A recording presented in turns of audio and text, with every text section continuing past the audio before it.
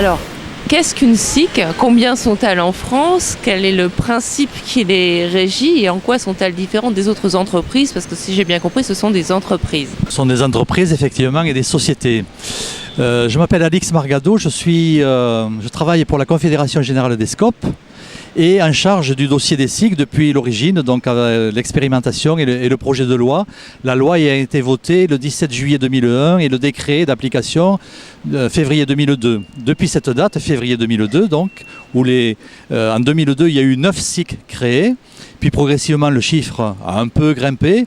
Aujourd'hui, elles sont beaucoup moins nombreuses que ce qu'on espérait, mais il y a aujourd'hui 370 SIC en activité, dans des secteurs d'activité très différents qui vont de la culture à l'agriculture, à la gestion de déchets, à des services comme l'autopartage ou de la traduction en langage des signes pour les sourds et malentendants.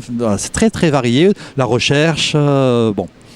Et le principe de la SIC, c'est une société donc inscrite au registre du commerce qui paye ses impôts et qui applique les mêmes règles que n'importe quelle société, de forme SA ou SARL, sauf qu'elle est coopérative. Donc déjà, c'est le principe qui se différencie des sociétés non coopératives, c'est une personne égale une voix, donc un associé égale une voix, quel que soit le nombre de parts sociale du capital détenu, alors que dans une société non coopérative, ce sont le nombre d'actions qui donnent le poids de chacun. Là, c'est la personne qui a une voix. Et le principe de la SIC, c'est de réunir dans un seul statut coopératif différentes catégories d'associés qui vont être, par rapport à une activité donnée, celle que choisissent les porteurs de projets de chaque SIC, de réunir le maximum de parties prenantes, ceux qui sont intéressés à ce que cette activité existe. Bien sûr, les bénéficiaires, les clients, les usagers, mais aussi les fournisseurs, qui peuvent, dans un endroit donné, trouver un nouveau débouché, mais aussi des collectivités publiques, puisque la SIC est la seule société privée dans laquelle les collectivités publiques peuvent entrer sans décret en Conseil d'État, sans autorisation. Simplement parce que l'intérêt collectif de la SIC, logiquement, va se construire dans l'intérêt d'un territoire ou d'une filière d'activité. Et ce n'est pas une ineptie que certaines collectivités publiques disent, relativement à ma compétence, j'approuve ce que vous faites et je l'approuve tellement que je veux bien venir co-gérer ça avec vous. Aujourd'hui, dans les 370 cités de SIC en activité, il y a la moitié des SIC qui ont des collectivités dans leur capitale.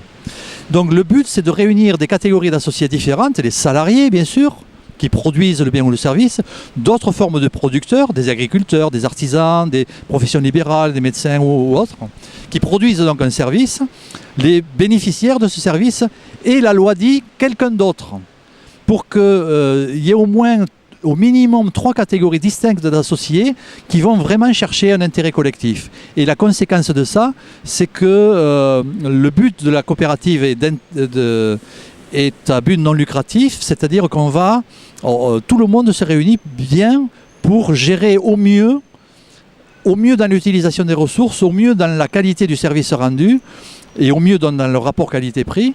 Et donc, chaque fois qu'on va faire du bénéfice, car il faut en faire, c'est une société, il va être réinvesti pour consolider les fonds propres, pour permettre de la recherche et développement, etc. En ce sens, on se dit que les SIC qui ont un périmètre qu'elles se définissent elles-mêmes, même s'il est national ou s'il est dans une micro-région géographiquement déterminée, en tout cas, le périmètre de l'activité de la coopérative est toujours déterminé par les associés qui y sont dedans. Et on se dit que ces interactions entre différentes catégories d'associés, c'est un vrai outil d'éducation populaire. Et d'éducation populaire dans le monde de l'économie, où on parle, en tout cas dans certains milieux, de démocratie dans l'entreprise.